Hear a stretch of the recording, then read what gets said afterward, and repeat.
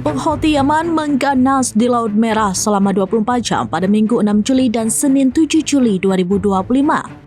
Kelompok bersenjata itu meluncurkan 2 serangan sekaligus dengan menargetkan kapal dagang Magic Seas dan Eternity Sea yang sama-sama berbendera Liberia.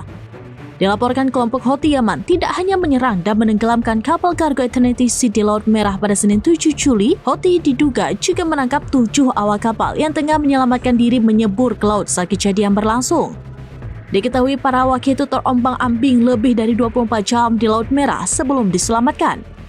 Selain itu, 4 orang tewas dan 14 lainnya masih hilang. Houthi mengaku bertanggung jawab atas serangan tersebut, sehingga hal itu memicu kekhawatiran dan menguatkan fakta mereka mungkin menculik beberapa pelaut yang hilang.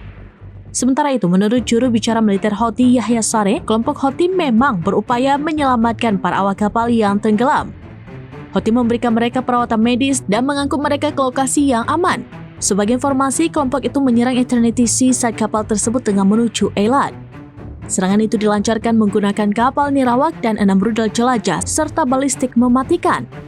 Bahkan, serangan itu juga diluncurkan menggunakan drone laut dan gerana berpeluncur roket yang ditembakkan dari speedboat oleh Houthi.